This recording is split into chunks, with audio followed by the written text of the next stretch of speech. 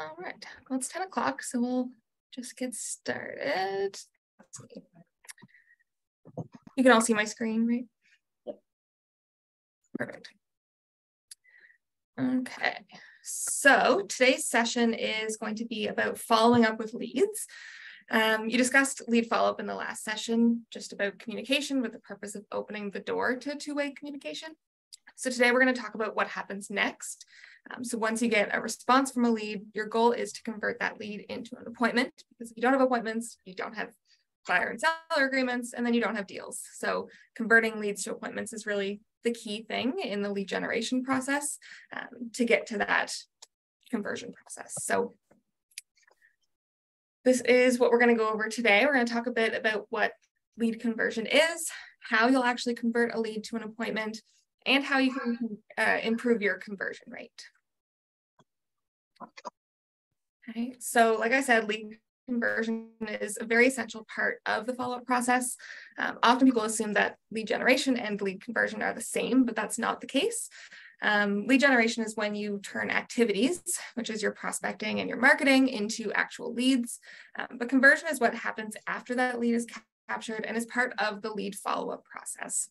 So it is unique because these are the activities that turn your leads into appointments with the end goal of getting to a transaction. Okay. So a quote from the Shift book here, which is, "The effort you give to converting leads must match the effort you give to generating them." Why do you think that you need to spend the same amount of time, or that they both deserve the same amount of time?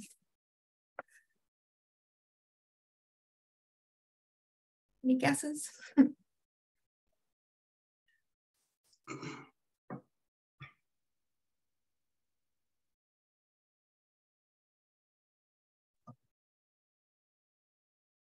Well, nope, I don't have a guess. I'm sorry. No.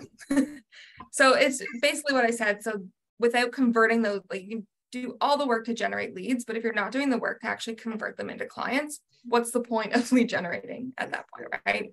If you're not doing it with the intention of converting them into appointments and then transactions. So you should be giving, it says the same amount of effort, I would say more effort into following up and converting those leads, because that is the most crucial part of that process. Okay. So in your manuals on page 11.3, there's a page on the lead conversion process. So you want to turn to that. So we have a quote again from the Shift book that comes up quite a bit in this session. But it says that consistently getting every possible appointment from the leads you generate isn't complicated, but it does require preparation, practice, and purposeful action. Okay, so this is a process that can happen very quickly. You'll see it illustrated here, but often it can happen slowly as well. So it depends on the type of leads you're generating and where they're coming from. We'll talk about that a bit later. So this is the process here in the model.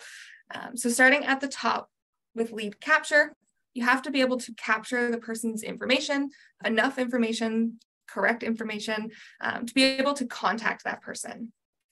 Then you move to connecting, which is the second step, which is when you're building that connection, gaining more information, because capture, you're just getting their contact information, but then you want to find out, what are their intentions, what are they looking for, and just building that trust and that relationship. Okay. Then you go down to close, which is closing the appointment. So of course, without the appointment, conversion hasn't happened. So that's where you're trying to get to. Okay. But when the conversion step doesn't result in an appointment, what do you think happens next? Literally, you just have to keep working on them. Keep communication. Yeah, exactly. So that's where this step 4 comes in. It's kind of like 2.5 to 4, which is cultivate. So you continue to cultivate that lead as part of your follow-up until they're ready to convert to an appointment. So you capture the lead, you connect with them, then you either close them or you cultivate them until you can close them.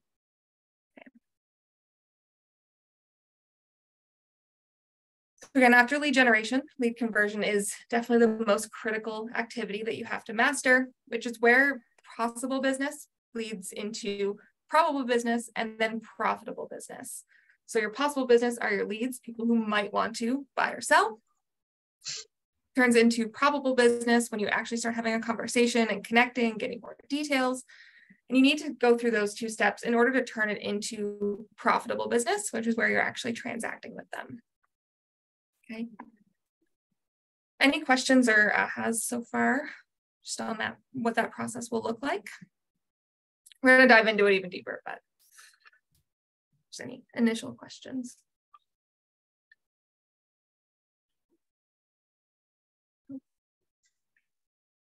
All right, so let's look at how to convert a lead to an appointment.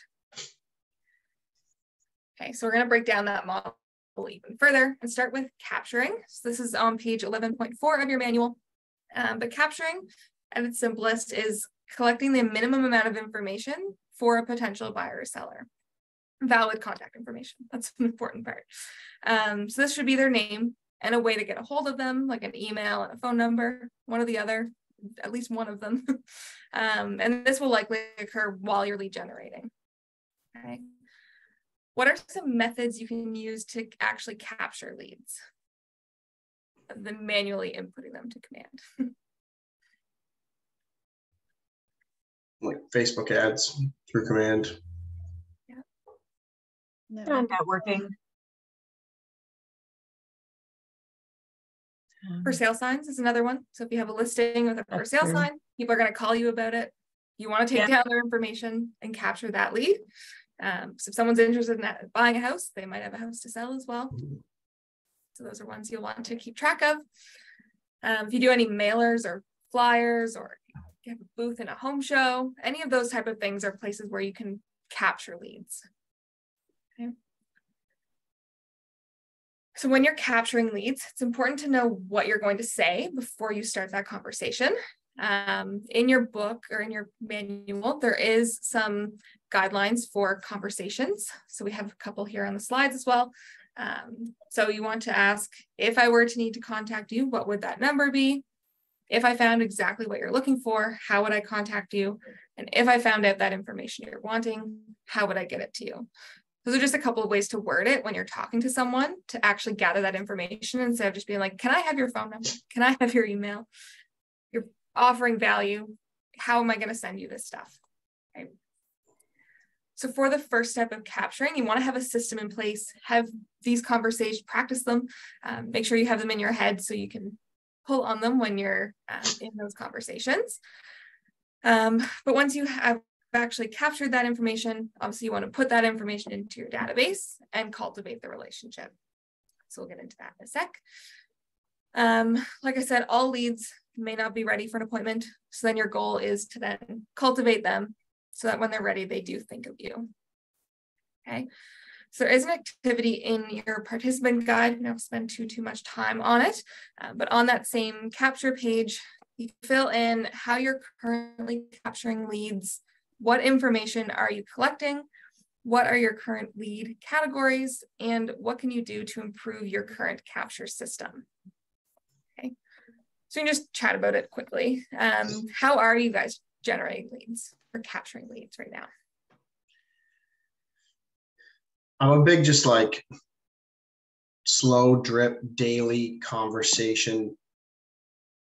Like that's how I do it. Like for instance, is that like this weekend we were away for my brother's bachelor party. I met some of his friends from Toronto, and one of them casually mentioned leaving Ontario and heading east.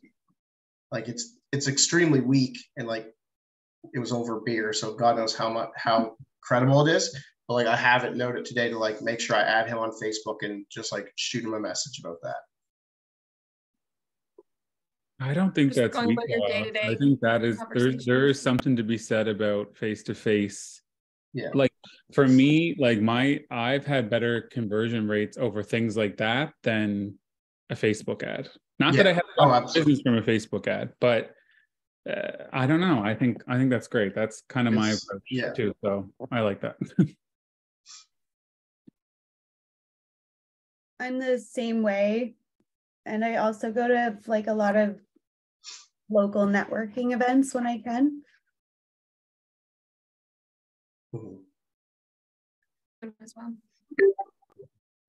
Yeah. I've also this year, I was going to join a BNI, and I ended up deciding not to. But anyway, it made me start taking a lot of people for like coffee or lunch. So I a few weeks ago, I actually was like just creeping through some of the major law firms, and I actually found a guy that I knew from school. Like we weren't friends, but we connected, went to lunch, and now like nurture that lawyer, send him a deal or two, and could possibly start getting him back. That's a good one. I stick to the door knocking along with social obligations, which I find pretty helpful, but door knocking is kind of like my go-to.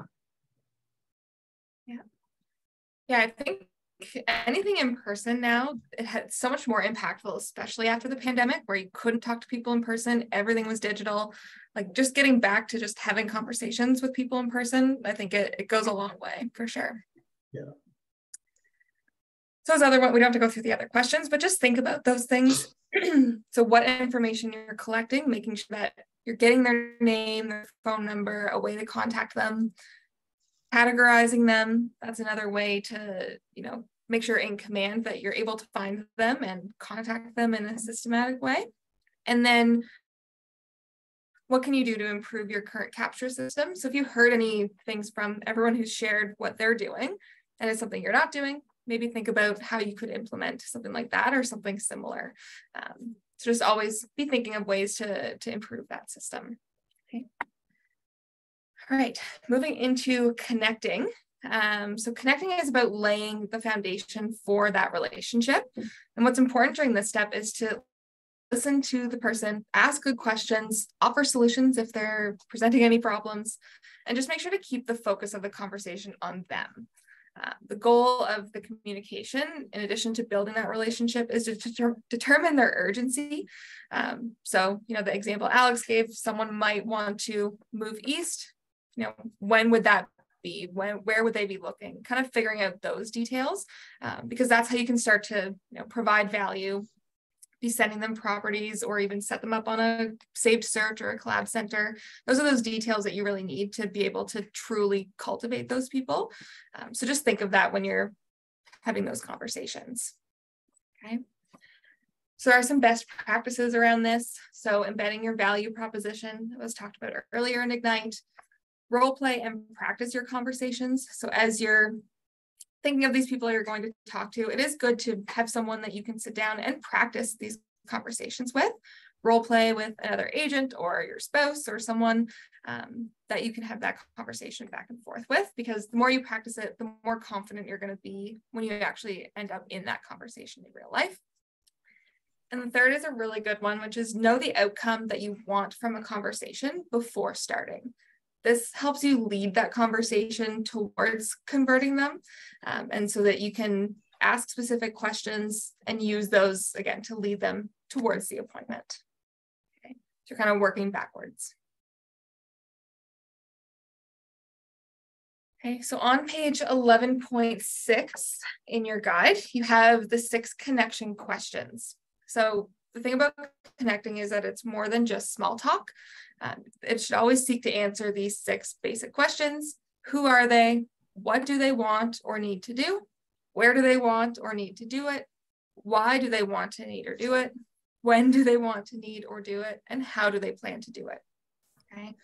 These questions help you gather that information that you need, but also helps that person open up to give you a bit more detail about, what they're looking for or what they're doing. Okay. So in your guide, you do have some examples of what those connection questions might look like in conversation. And these may or may not work for your business. But you want to take some time to plan out a framework for that conversation that does work for your business. Because the more that you plan it out and you practice it, again, it's going to feel more natural. You'll be more confident, and it just helps you intentionally connect with the person and also qualify them at the same time. Okay.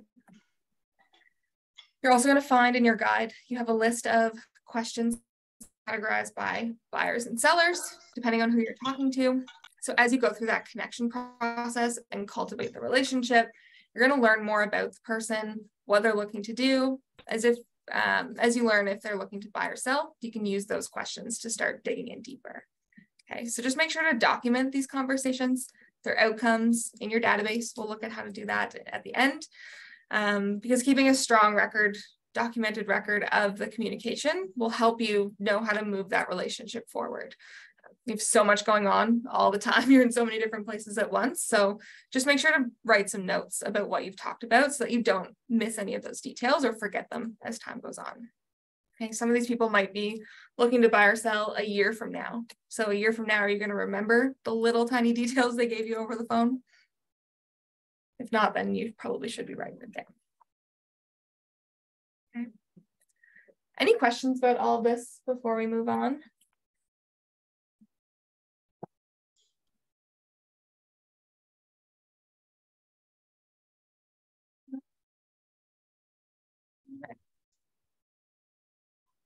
Then we get into cultivate.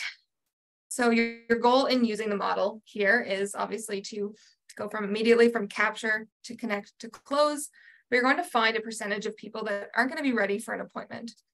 The person Alex was talking to isn't ready to meet with them and look at buying houses in Nova Scotia yet.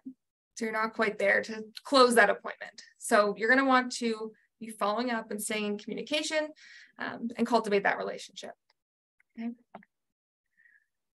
This is the step of the model that most agents struggle with. Why do you think that is? Well, for myself, I can say that I'm always so busy hunting for the person that's ready right now that I haven't been great at cultivating those folks that need more time, because I'm not necessarily coming from abundance yet. So I try to come from abundance and try to just work on everything, but it's hard to prioritize when you're just on your own.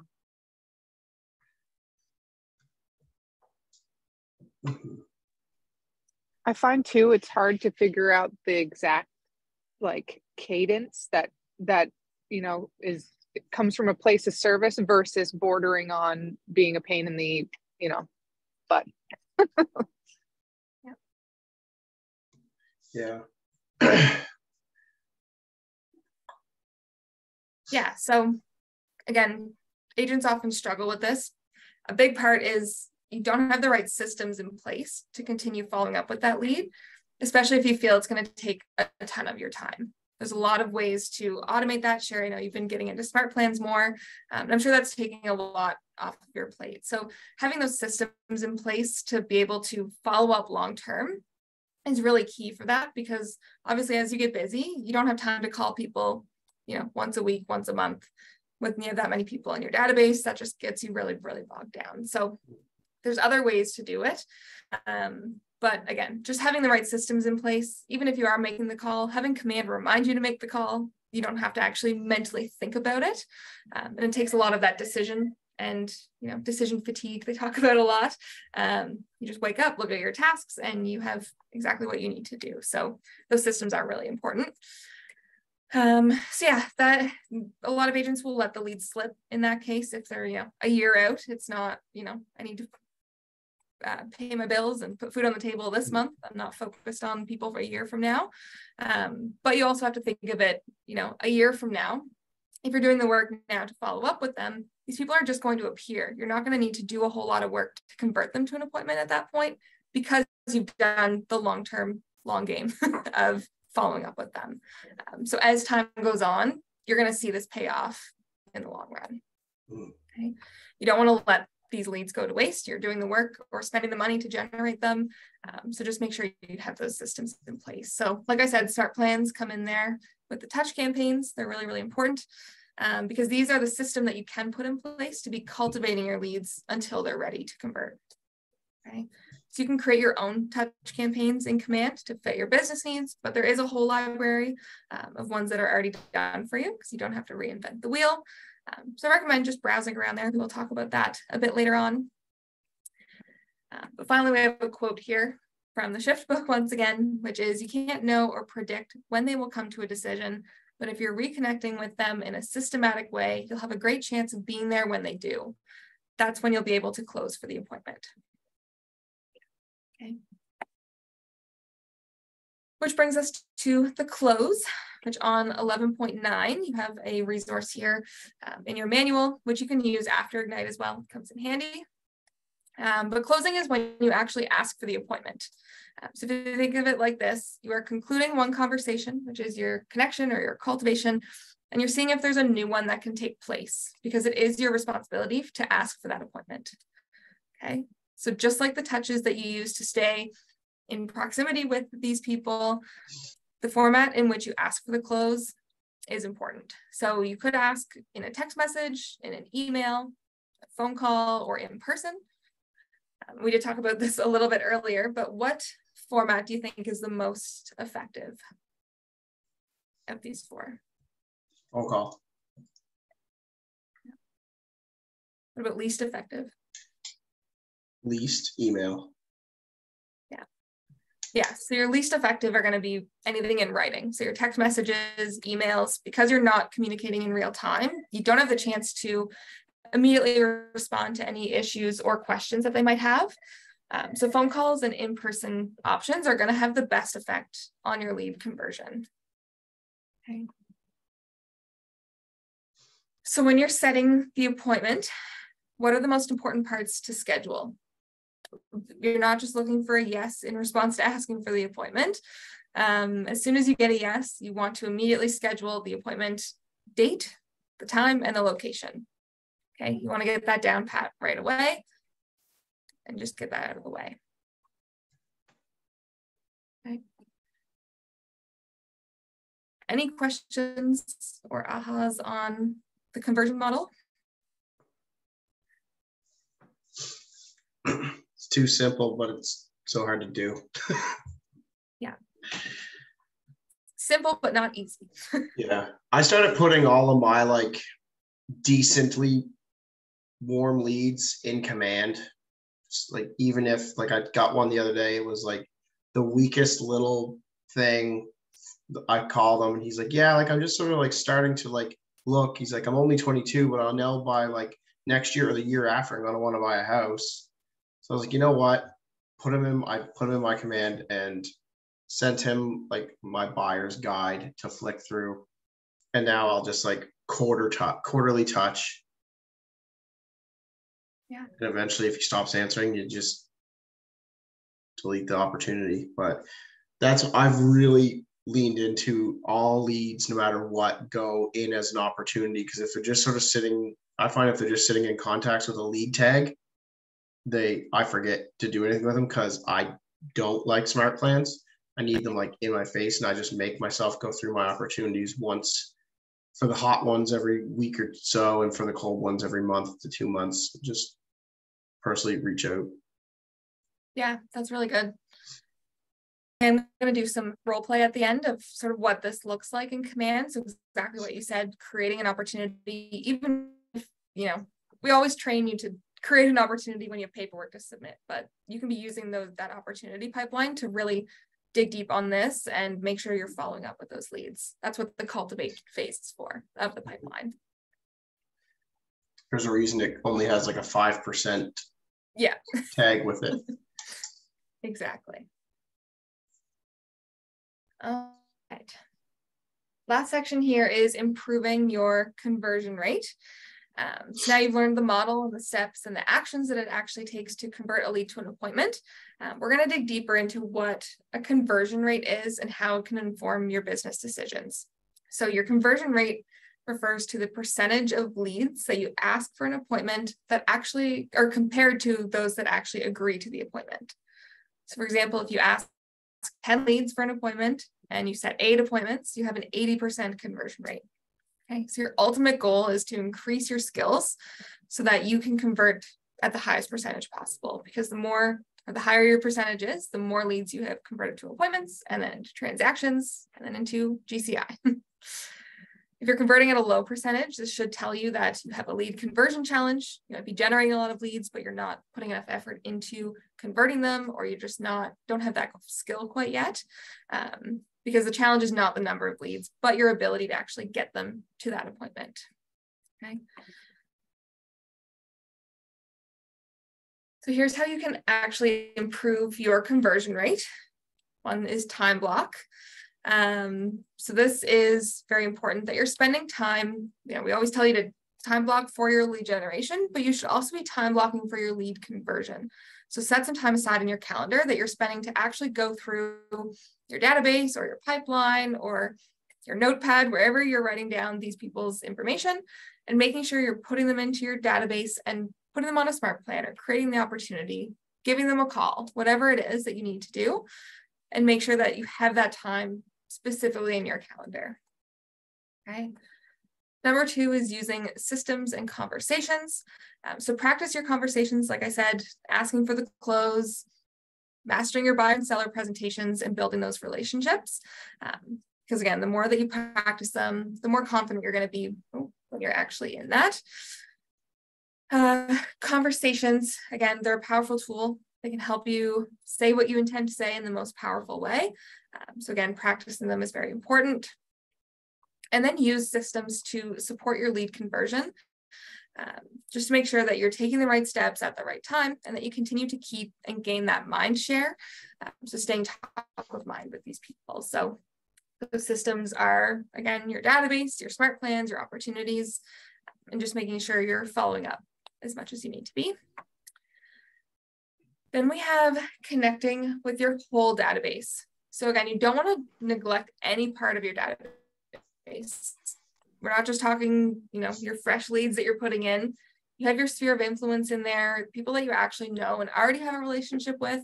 You don't want to neglect that, because that's going to be your biggest piece of business if you're constantly loving on those people, right? So make sure you're reaching out even to those people who, you know, you didn't get through a traditional lead generation process, but anyone that's in your database, you should be talking to them regularly, okay? And also coming from contribution. Talk about adding value a lot. You want to make sure that you're, you know, reaching out with an offer, or just even a care call. How are they doing? Curiosity, asking what they're up to, things like that. Just make it about them. It doesn't need to be about you. You want to know what they're looking for, what they're doing, and how you can help them. Okay. And then prioritizing qualified leads. So you're going to have a session coming up on qualifying buyers and sellers. So that's going to go more deep into how to prioritize the qualified leads while still also working on the rest of your database. So you'll have that coming up in a few sessions. So just recapping the whole lead conversion model. Every lead has the potential to turn into business, as we've already talked about. There are no bad leads, okay? With the conversion model, you've learned that you have to capture the appropriate information for the lead. You need to connect with them to assess their needs and establish a relationship. Then you need to cultivate that relationship and close by asking for the appointment, okay? Closing, you're in control of this, okay? You may get calls that people want to meet with you, and that's great. But a lot of times you're asking for that appointment. So just make sure that in those conversations, you're asking for that, okay? Any final ahas on that one?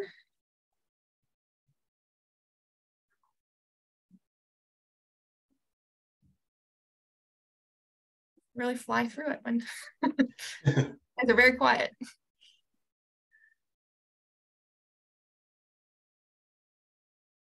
Okay.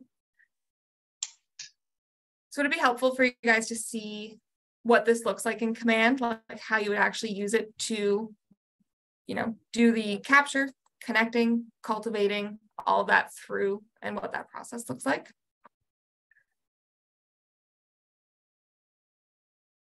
Okay, I'm going to show you anyways. All right. Yeah. Let me just, you can see my command screen now, right? Yeah. Okay. So I've come up with a little fake role play here. It's based on Marge Simpson. So let's say you did some door knocking and gathered some leads, and we're going to look at Marge Simpson in particular.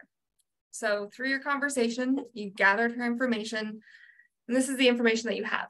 She has 2 kids and just had a baby, and you got her email and her phone number. That's all you've got, okay? So when you have that limited amount of information, the first thing you want to do is add that person as a contact in command. Okay, so I'm going to go to my contacts.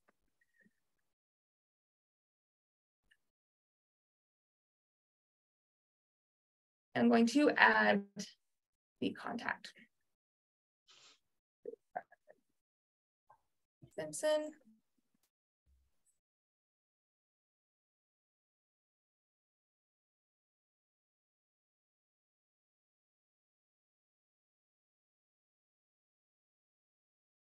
So that's the minimum information that I have about Marge. There is more information you can put in as time goes on. One thing you may want to do is track the lead source. So let's say I met Marge when I was door knocking. I can fill that in. It's just some extra information to keep track of things. Okay. So I'm going to create this contact, and now Marge is in my database. Okay. So that's the capture part. It's that simple. You're just putting the information you have into the database. The next step is connecting. So we'll want to call Marge and follow up on our conversation. And we're going to ask some of those connecting questions to get more information. Okay, so let's say she's not ready to move yet, but will likely want to upsize in a year or so when the baby needs its own room. Okay. What you'll want to do, like I said, is make sure you're documenting these details. And so in your database, you can actually click the plus button here and you can add a note. So I can say, not ready to move yet, likely in a year, like that. And so now I have a simple note just reminding me that Marge might want to move in a year.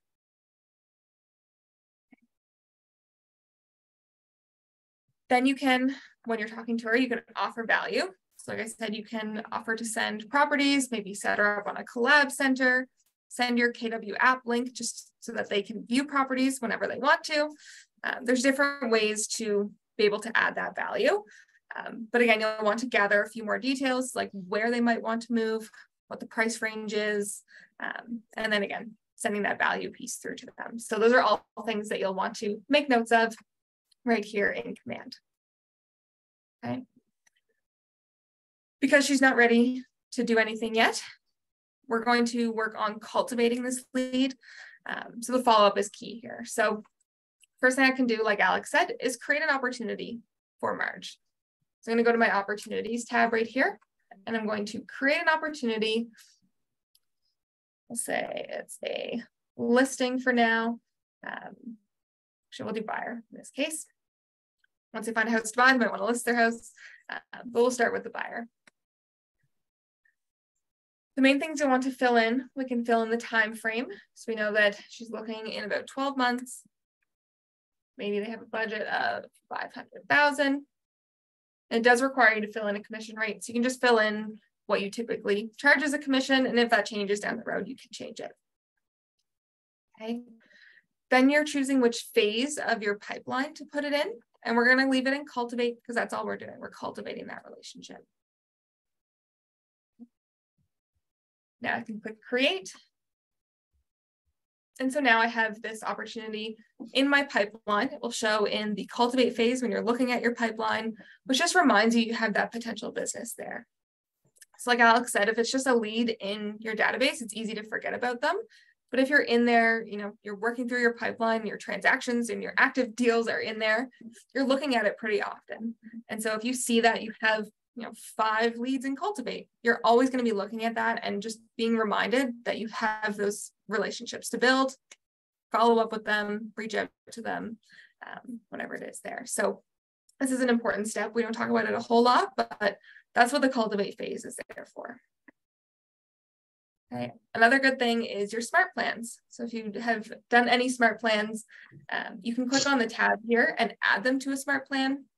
A really simple one, if you haven't dove into smart plans yet, is called the quarterly call plan. It's made by Keller Williams. It's in the library there. But all it is it's a recurring task for you every 90 days, reminding you to follow up with this person. So at the very least, even if I'm not, sending an email once a month or adding them to my newsletter or whatever it is, at the very least, I'm calling them every 3 months. I have my quarterly call plan. I can select that and confirm. And so now I'm going to get a task every 90 days to call Marge and see how she's doing, you know, if she's moved any closer to buying a new house. She wants information on, you know, what she needs to do to get her house ready to sell. All those different conversations you can have. But this will just create that task, so you don't have to mentally remember to call her. You're going to get a reminder writing command. Okay. Does that all make sense?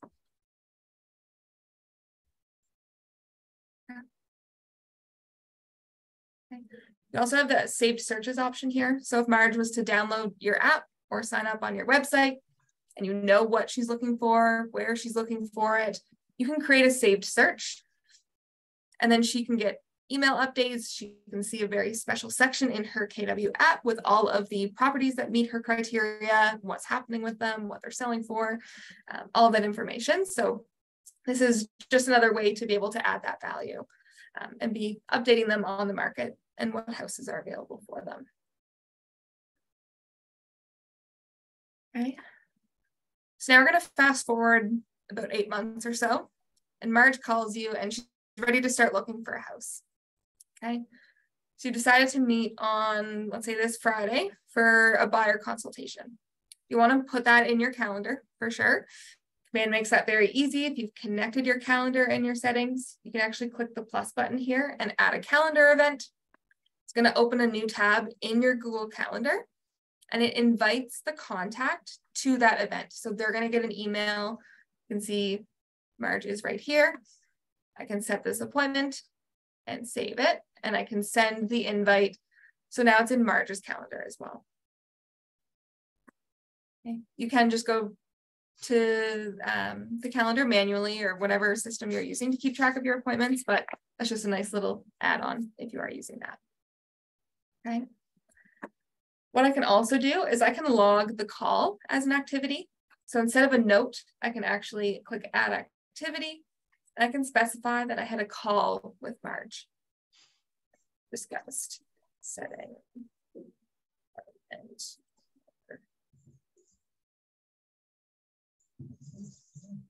okay. So now it shows that I actually had a call with Marge. And not to get too deep into the command side of it, but if you are setting goals in command, you have the ability to set what your income goals are and your appointment goals. This is actually going to track your activities towards that. So how many calls you're making, you know, all those types of things. This is where that comes from. So if you are setting those goals, you'll want to make sure you're logging these calls. And if you do have the Command mobile app, if you call the person right from the app, as soon as you hang up, it prompts you to log the call. So just an efficiency thing you can do. Okay, so we've set the appointment, and now what I can do is I can go into my opportunity, which is currently in Cultivate, and I can move it to the appointment phase. Okay, so I can do that just by opening the opportunity and editing it, or you can do it directly from your pipeline, of course, dragging it to the next stage. So I can do it here and move the phase to appointment. And so now we're in the appointment phase. Click that too quick. Within the opportunity, once it's created, you can also track your dates. So we have our appointment scheduled. We did that today. And the appointment date is April 7th.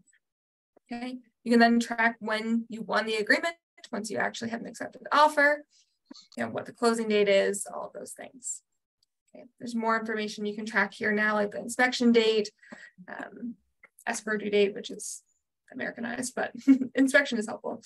But yeah, you can track all of those details there. And so now when I go to my pipeline, go back to opportunities, I now have a buyer in appointment. Okay, so this is very visual. You can see I have 2 in Cultivate, 1 in appointment. So I know I still have 2 leads that I still need to convert into appointments. So when you're sitting down to do your lead conversion time block, this will be very helpful because you just go straight into your Cultivate phase and start, you know, setting them up on a save search or giving them a call or sending them a text, whatever it is. It's just a good visual reminder to keep up with that.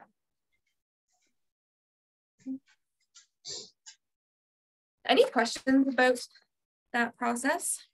or anything that I showed so far?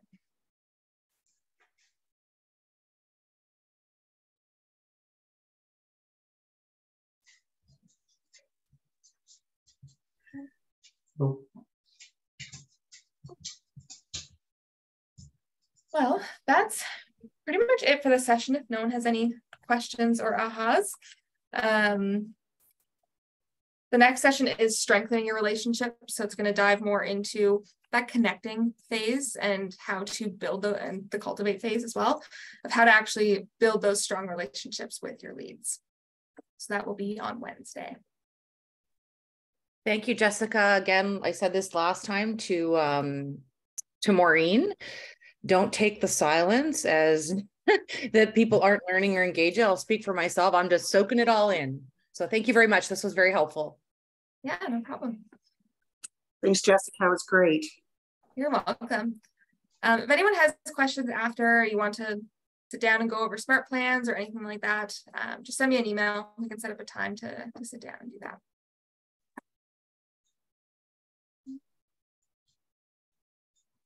Cool. Thanks, Jess. You're welcome. Have a great day, everyone. Yes, you too. Thanks. Sorry we're so sleepy. It's okay. It's a Monday morning. Okay, bye.